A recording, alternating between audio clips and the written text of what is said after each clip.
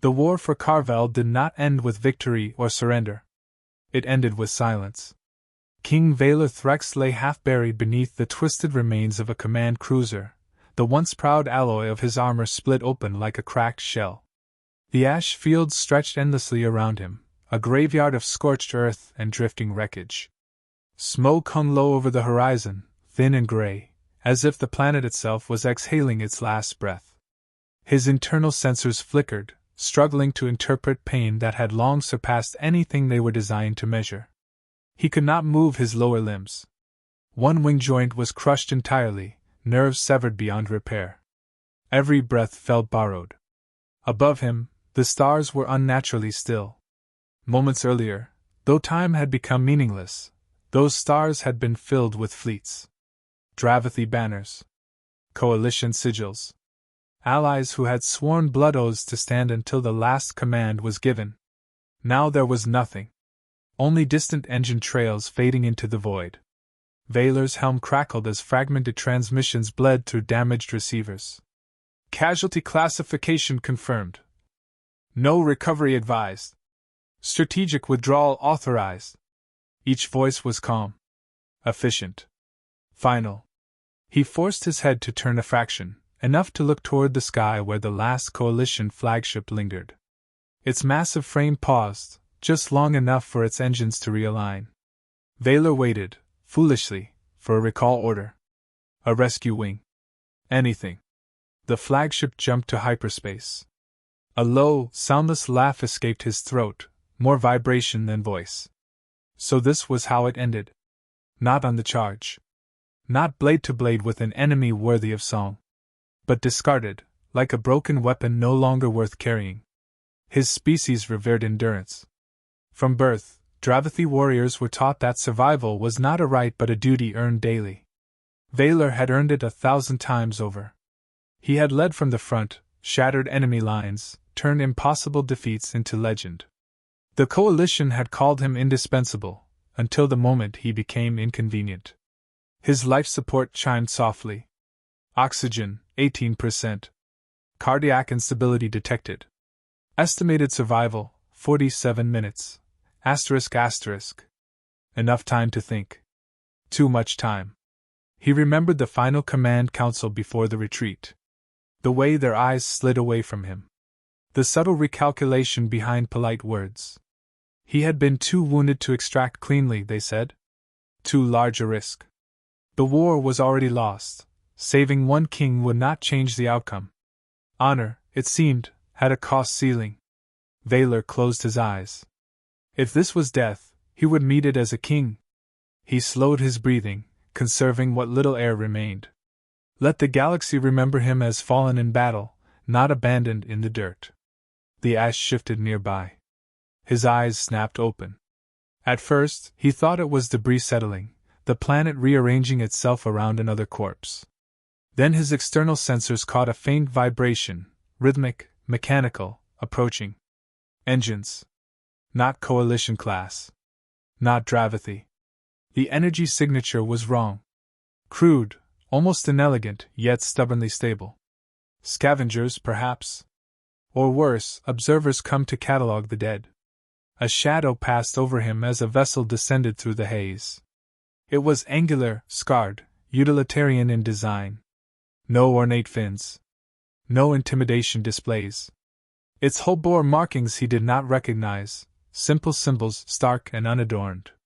The ship settled less than 100 meters away, kicking up ash and fragments. Valor's targeting systems attempted to lock on, then failed entirely. He was blind, broken, and exposed. A ramp lowered. Figures emerged. They were bipedal. Smaller than Dravathi, broader at the shoulders. Their armor was mismatched, functional rather than ceremonial. Helmets obscured their faces, but their movements were quick, purposeful. Not scavengers. Voices carried through the thin air, sharp and unfamiliar. Radiation's still hot, keep your shields up. Motion readings ahead. Could be debris, or a survivor. Valor's chest tightened. Survivor. The word struck harder than pain. He considered calling out, then stopped. If these were enemies, revealing himself would only hasten the end. If they were allies, no. He had no allies left.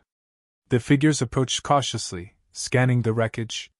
One of them stopped abruptly, staring at the crushed form beneath the hull plating. "Sir?" a voice said, disbelief clear even through the suit's filter. "I'm reading life signs. Big ones." Another stepped closer, visor tilting as sensors adjusted. "That's not debris. That's a Dravathy." A pause followed.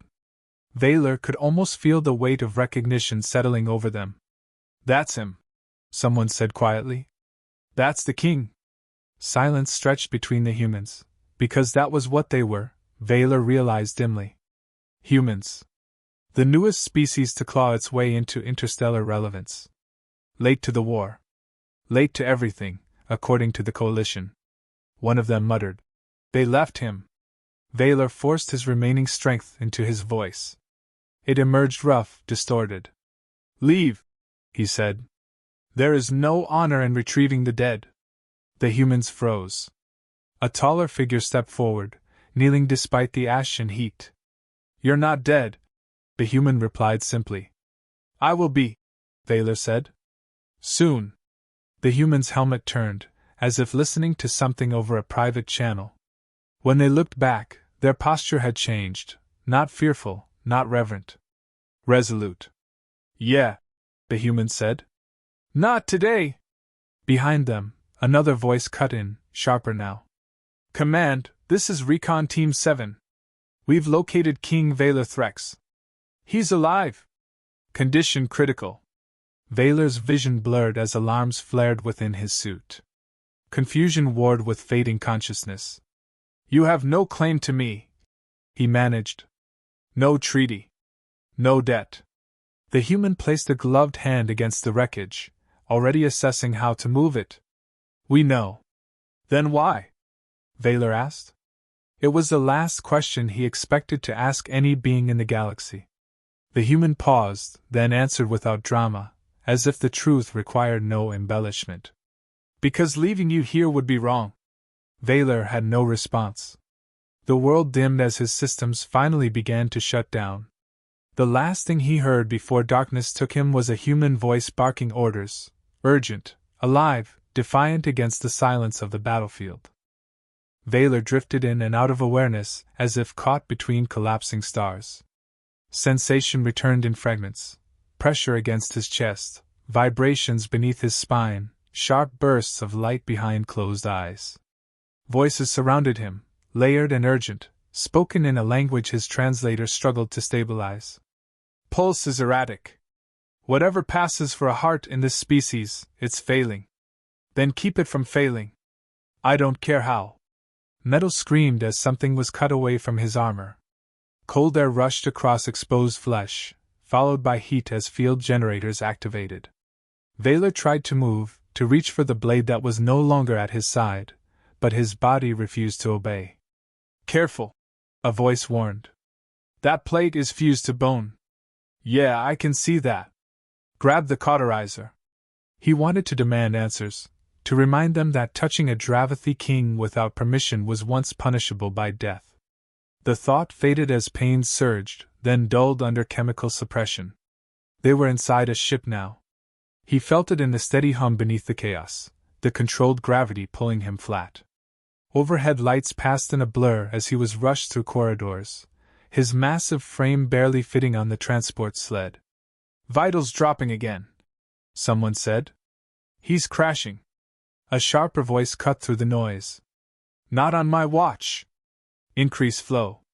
If his physiology doesn't like it, it'll have to adapt." Vaylor almost laughed at that. Adaptation was the core of his species, yet here were humans forcing it upon him with reckless confidence. Darkness claimed him fully then. He surfaced hours later to muffled arguments. "You realize what this means, right?" a voice said, low and tense. "The Coalition didn't leave him by accident." "I know exactly what it means," another replied. Older. Calm. "And I'm still signing off. They'll accuse us of interference. Of provocation." "Let them," the older voice said. "We didn't start this." Vaylor's eyes opened to stare a white light. He lay on a reinforced medical platform, restraints locking his remaining limbs in place. His armor was gone. In its place were unfamiliar instruments suspended around him like silent sentinels. A human noticed his movement immediately. "He's awake!" Several figures turned. Their faces were exposed now, pale, dark, scarred, young, old. None showed fear. None showed awe. "Easy," a woman said, stepping closer. Her voice was firm but not unkind. "You've been through extensive trauma. Don't try to move." "Where am I?" Vaylor asked. His translator lagged, reshaping the words until they sounded almost natural. "Human medical cruiser Resolute," she answered. "I'm Dr. Eliza Moreno." "You're stable." "Barely." He studied her face, searching for deception. "Why?" Moreno exchanged a glance with another human, a man leaning against the console with arms crossed. He sighed. "You keep asking that," he said. "Guess that means no one's ever done something without a contract for you." Vaylor ignored the remark. "You risked much to retrieve me. There is no gain." The man pushed off the console. "Name's Commander Hale." "And you're wrong. There's plenty of gain." "Explain." Hale met his gaze evenly. "We saved a life." Vaylor fell silent. That answer satisfied nothing he understood. Hours passed, or perhaps minutes. Time blurred again as procedures continued. Human machines interfaced with his biology through improvised solutions, adapting on the fly.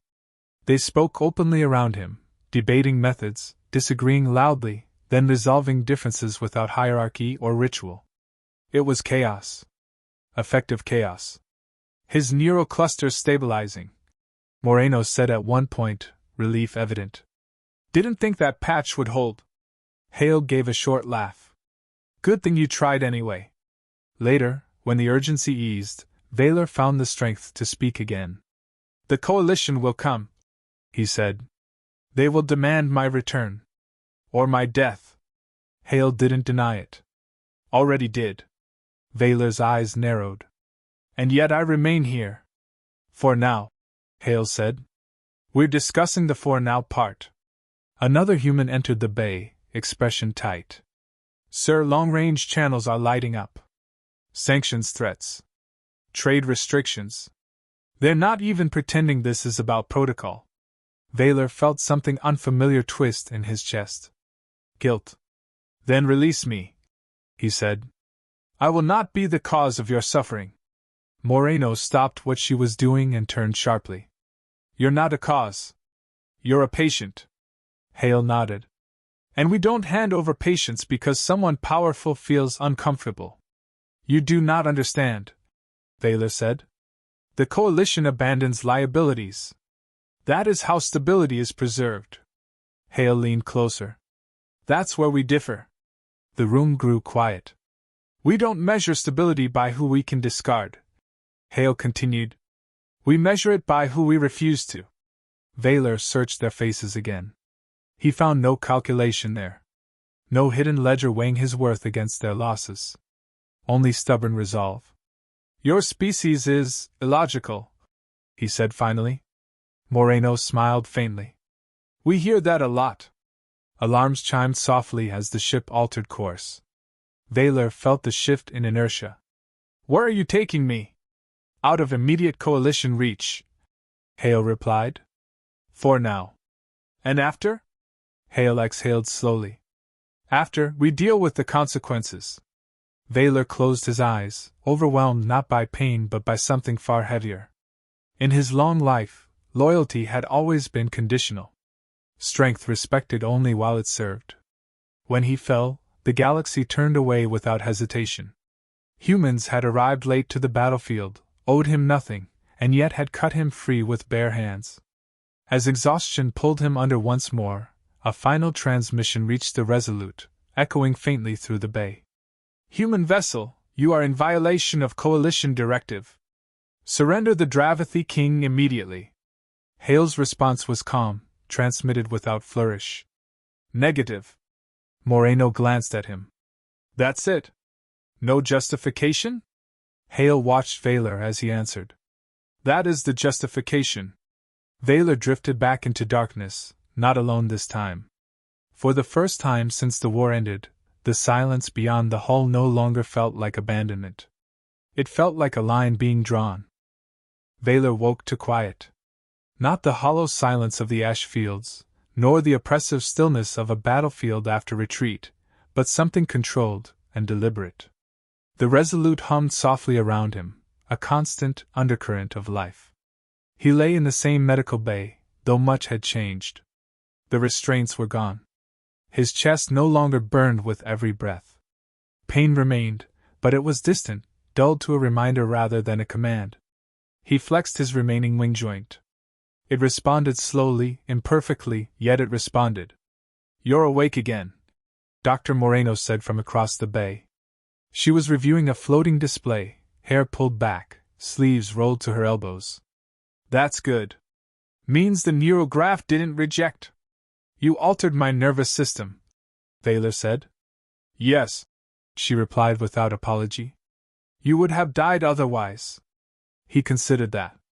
In my culture, such intervention would require the approval of a council. Moreno glanced at him. In ours, it requires consent when possible and urgency when not. You were unconscious.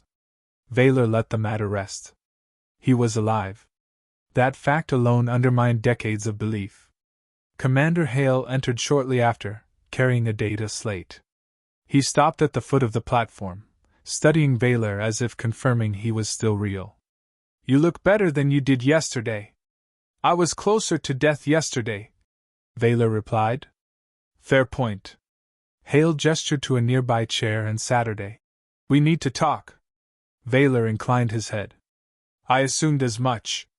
The coalition has escalated, Hale said. They've formally declared you a destabilizing factor. They want us to surrender you within 48 standard hours. Vaylor felt the familiar weight of inevitability settle in his chest. And if you refuse? Then we become a problem. You already are, Vaylor said quietly. Hale didn't argue.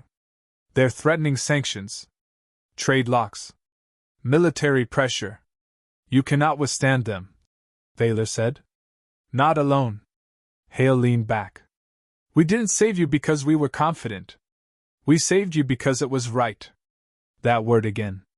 Right. Vaylor searched for its equivalent in his language and found none that fit. You risk your people for principle. Yes. In Dravathi history, that is called foolishness. Hale smiled thinly. In ours, it's called Tuesday. The door slid open and a younger officer stepped in, tension etched across her face. Sir, long-range sensors picked up coalition fleet movements. They're not close, but they're positioning. Hale nodded. Understood. Keep monitoring. When she left, Vaylor spoke again. Release me, he said. If I present myself, your involvement ends. Hale's expression hardened. No. You cannot protect me indefinitely. We're not trying to protect you forever, Hale replied. We're refusing to hand you over like cargo. Moreno joined them, folding her arms. You're not an object to be transferred, King Threx. You're a living being. Vaylor looked at her, then at Hale. Your compassion will cost you. Hale met his gaze. It already has. The admission struck harder than any accusation. Vaylor had expected bravado, denial, excuses. Instead, there was acceptance. Humans did not seem surprised by consequence. They simply chose anyway. Hours later, Vaylor was allowed limited mobility. Reinforced supports compensated for what his body could no longer do.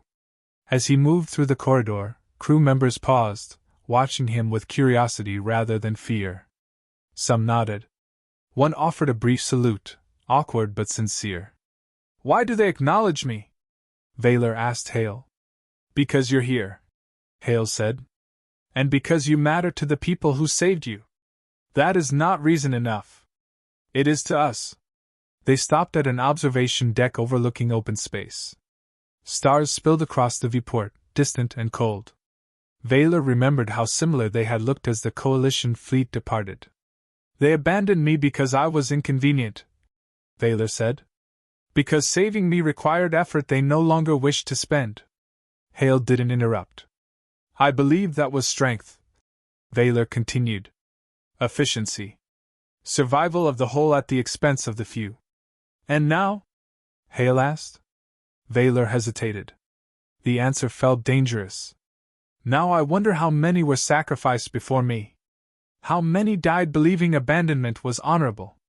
Hale folded his hands behind his back. That's the question that usually starts change. An alert chimed softly. Moreno's voice came over the intercom.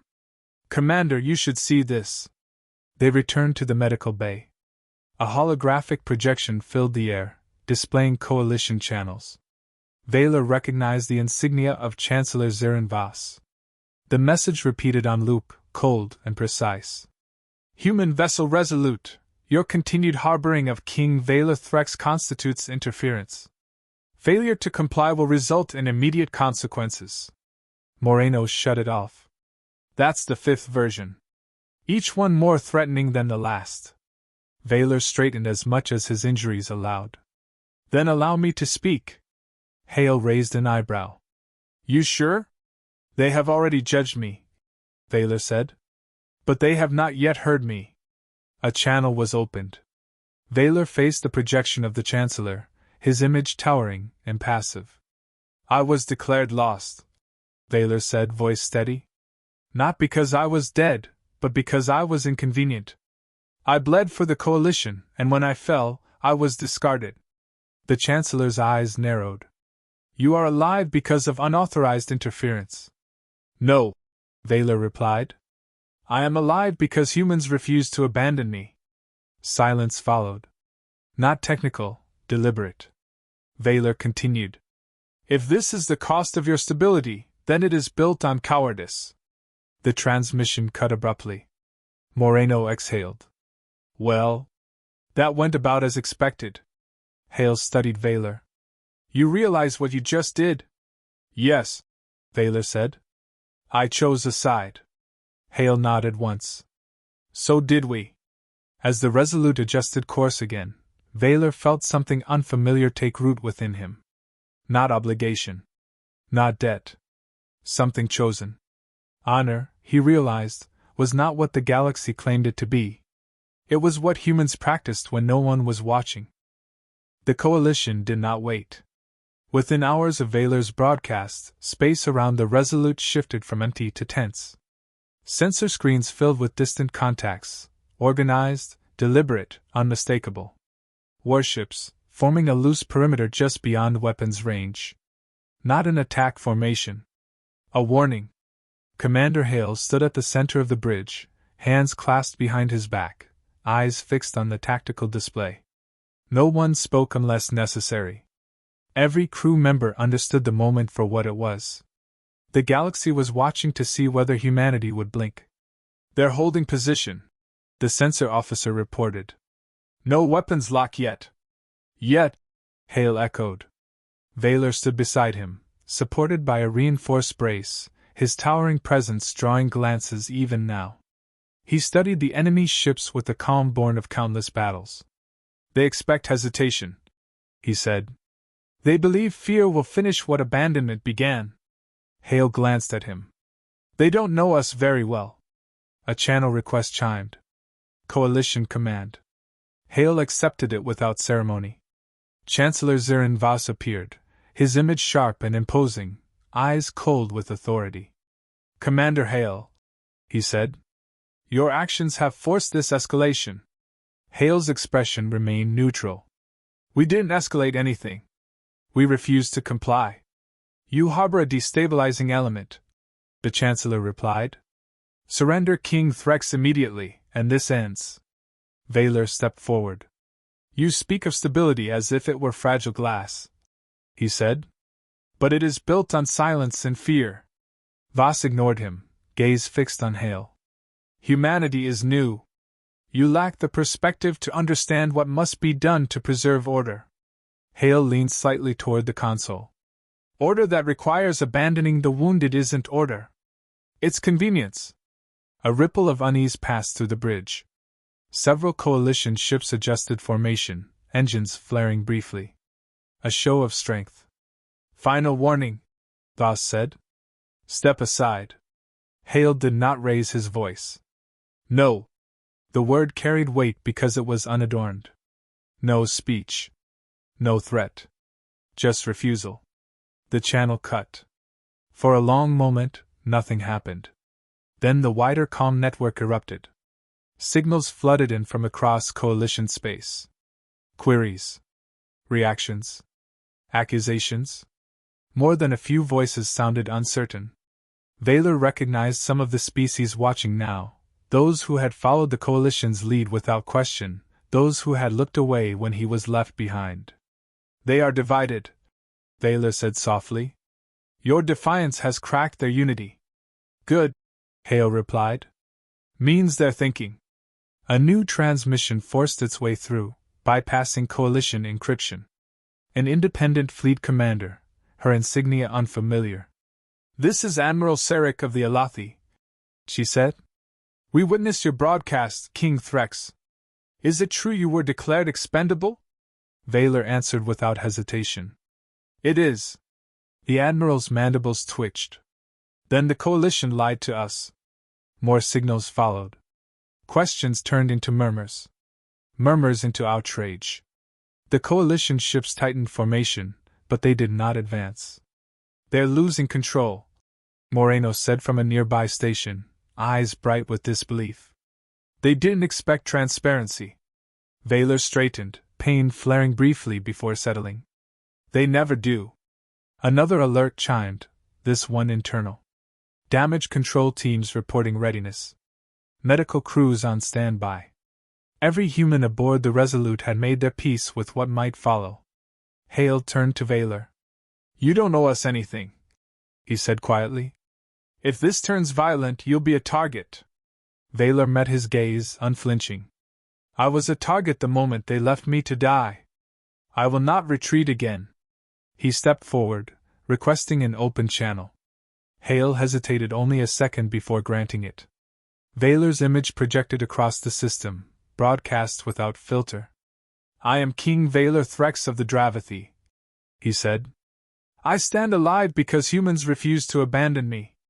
The Coalition taught us that strength is measured by what we are willing to sacrifice. Humanity has shown me another measure, what they are willing to protect. The reaction was immediate. Ships that had hovered uncertainly now shifted position, not toward the Resolute, but away from the Coalition core. Some powered down weapons entirely. Voss reappeared, fury barely contained. You will regret this, he hissed. Vaylor's voice did not rise. I already did. On Carvel. You will not make me regret surviving. The Chancellor vanished. For a breathless moment, the threat of open conflict hung in the void. Then, one by one, coalition vessels began to withdraw.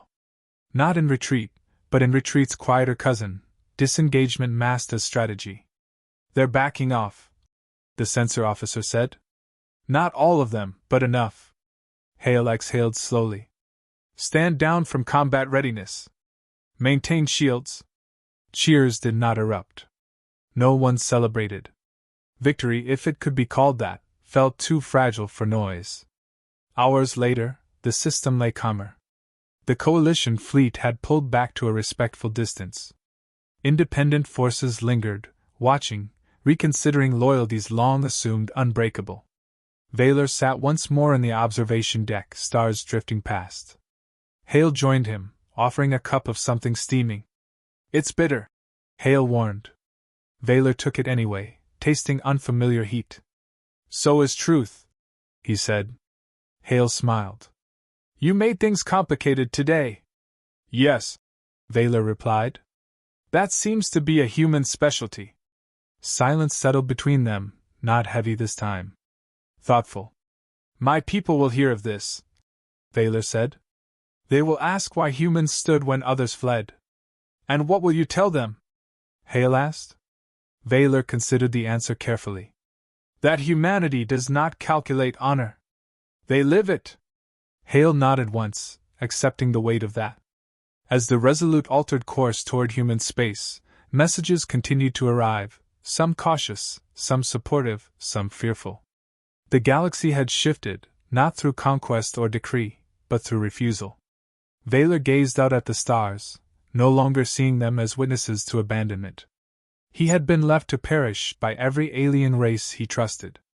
Except one. And that, he realized, would change everything.